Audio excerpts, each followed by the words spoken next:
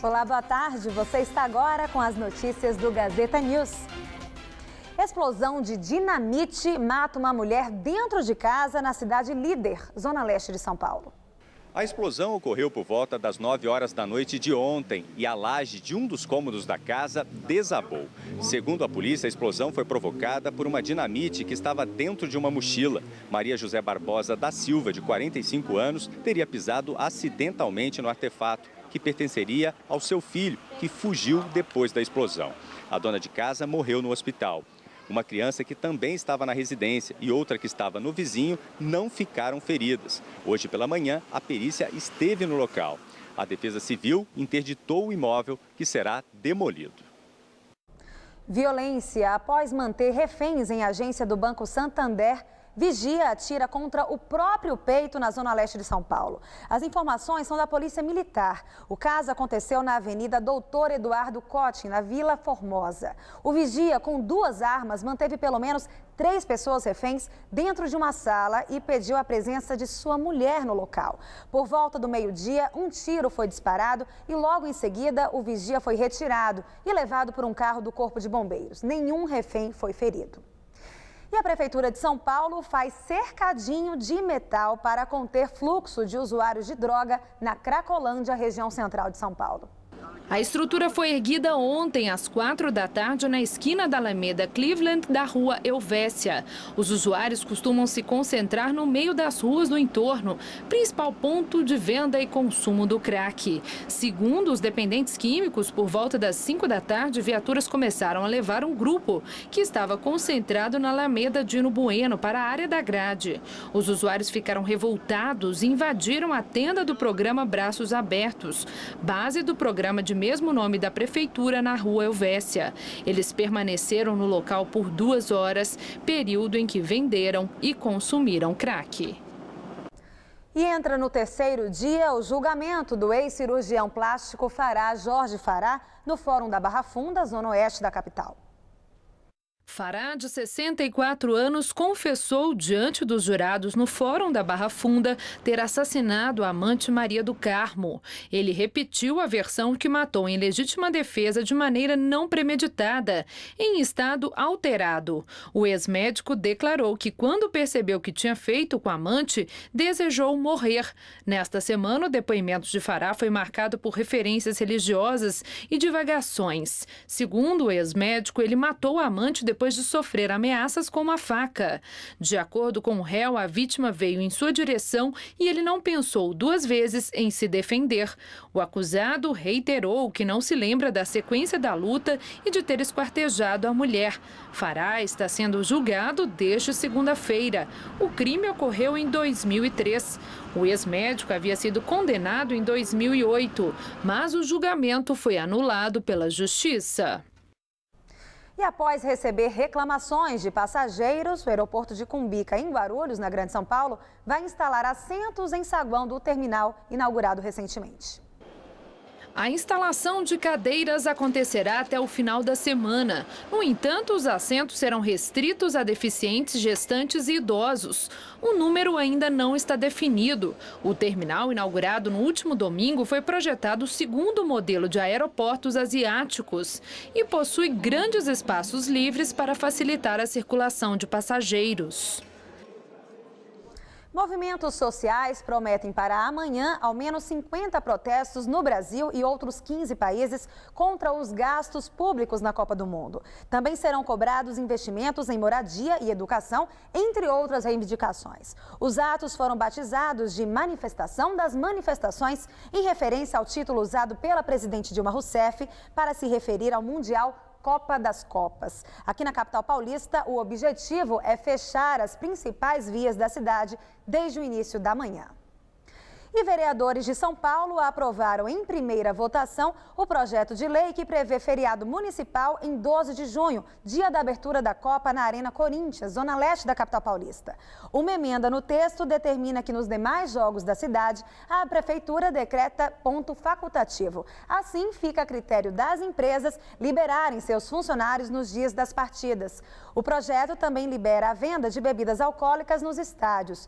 O texto ainda passará por uma segunda votação votação na Câmara antes de ser encaminhado para a sanção do prefeito Fernando Haddad. E São Paulo pode ter amanhã greve de trens da CPTM. Uma reunião de conciliação acontece hoje no Tribunal Regional do Trabalho entre governo e sindicato. A partir das 6 da tarde, acontecerão assembleias da categoria para definir se a greve vai realmente se concretizar. O resultado dessa reunião será levado para votação. Se a paralisação for confirmada, os trens deverão parar à meia-noite. Os funcionários pedem aumento salarial. A CPTM oferece reajuste próximo de 4%. Todos os dias, mais de 2.800.000 passageiros usam os trens da CPTM. E agora vamos com as informações do trânsito. São Paulo tem, segundo a CET, 91 quilômetros de congestionamentos. Começamos pela Avenida Paulista, onde o trânsito está complicado tanto no sentido Consolação quanto no sentido Paraíso.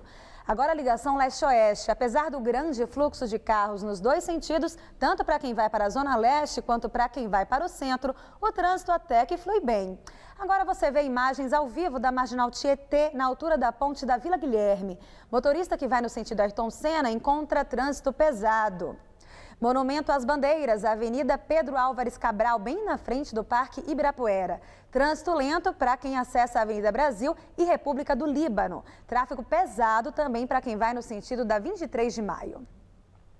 No final de semana, a direção do MTST suspendeu a construção de novos barracos na invasão que fica perto do estádio do Itaquerão.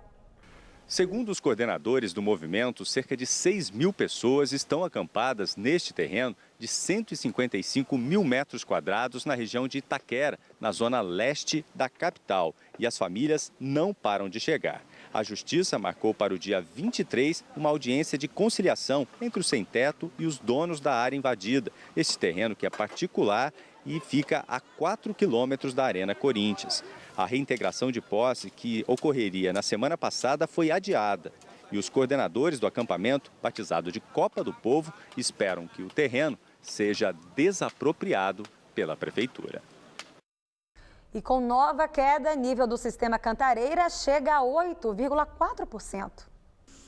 Essa medição foi divulgada pela Companhia de Saneamento Básico do Estado de São Paulo, a Sabesp. Em maio, o reservatório perdeu 2,1% de sua capacidade. Diante da falta de chuvas, o governo paulista decidiu antecipar o uso da água acumulada no fundo do Cantareira, chamado volume morto. O governador Geraldo Alckmin anunciou que a reserva começará a ser utilizada amanhã. Segundo o diretor-presidente da Agência Nacional de Água, Vicente Andreu, com o volume morto, a água do sistema Cantareira deve durar pelo menos até novembro. Já a Sabesp acredita que essa reserva técnica poderá abastecer a Grande São Paulo por 4 meses. E a cidade teve mais um dia típico de outono. Fez frio de manhãzinha, à tarde esquentou e deve voltar a esfriar durante a madrugada.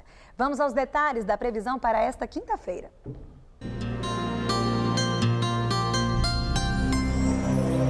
Segue firme, só há expectativa de chuva aqui em São Paulo no final de semana, mas mesmo assim as pancadas serão fracas e passageiras. Amanhã aqui no estado a previsão ainda é de friozinho ao amanhecer, mas com o sol forte da tarde as temperaturas sobem rapidamente ao longo do dia e a umidade do ar fica baixa, podendo atingir valores próximos de 30% no interior. Nessa quinta, mínima de 15 e máxima de 31 graus em Votuporanga. Na região de São José do Rio Preto, máxima de 29 graus. E na faixa leste, os termômetros não passam da marca dos 26 no litoral. Aqui na capital, mínima de 15 e máxima de 26 graus amanhã.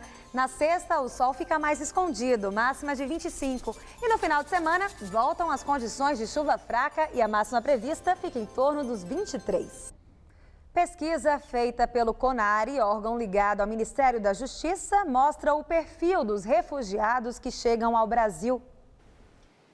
A maior visibilidade internacional do Brasil e as crises humanitárias pelo mundo têm alterado o perfil de quem pede refúgio no país. Segundo o CONARE, o Conselho Nacional para os Refugiados, o número de solicitações aumentou mais de 800% nos últimos 4 anos. São mais de 5.000 pessoas que aguardam na fila por uma resposta do Ministério da Justiça. São Paulo é o estado com a maior procura dos estrangeiros. Bangladesh está no topo da lista por novos pedidos pedidos, seguido de Senegal, Líbano, Síria e Congo. E 4 meses após o vencimento do prazo da reforma do Hospital das Clínicas, muitos pacientes continuam procurando o pronto-socorro. A reforma orçada em R$4 milhões do pronto-socorro do Hospital das Clínicas, em Cerqueira César, começou em fevereiro de 2013 e a previsão para entrega era de 1 ano. Mesmo em reforma, o hospital continua lotado. A triagem está sendo feita em um container e a fila para atendimento é do lado de fora. Durante a reforma, o pronto-socorro reduziu o atendimento pela metade. Segundo o Hospital das Clínicas, as obras de modernização das salas do pronto-socorro já foram concluídas, mas outras obras em outros setores ainda estão em andamento. E a ANS suspende 161 planos de saúde de 36 operadoras de todo o país. As suspensões valerão a partir de sexta-feira e devem durar 3 meses. A lista dos planos suspensos pode ser vista no site da ANS. Segundo a agência reguladora, a medida foi tomada por descumprimento de prazos estabelecidos para atendimento médico e realização de exames e internações, além de negativas indevidas de cobertura. O presidente da ANS falou sobre o assunto. As operadoras têm buscado resolver mais os problemas do consumidor quando o consumidor procura a agência, né? Não é natural que uma operadora que se descuide num determinado período ou tenha algum problema assistencial, de rede ou algum problema econômico financeiro que a leve a restringir mais naquele relativo período, ela, na comparação com suas pares do mesmo porte, ela acabe tendo produtos, né, mais reclamados e que não tenha capacidade de resolução. A suspensão das vendas feitas pela agência, porém, não afeta o atendimento. As pessoas que já usam os planos de saúde atingidos apenas impede a inclusão de novos clientes. E uma última notícia. Acontece neste momento na Avenida Paulista uma manifestação do movimento do Sem Teto. Os manifestantes se concentraram agora, no final da tarde, no vão livre do MASP. Eles caminharam em direção à Praça do Ciclista, onde estão no momento. E o Gazeta News de hoje termina aqui. Novas notícias logo mais às 7 da noite no Jornal da Gazeta e no Jornal da Gazeta, edição das 10. Fique agora com Gazeta Esportiva.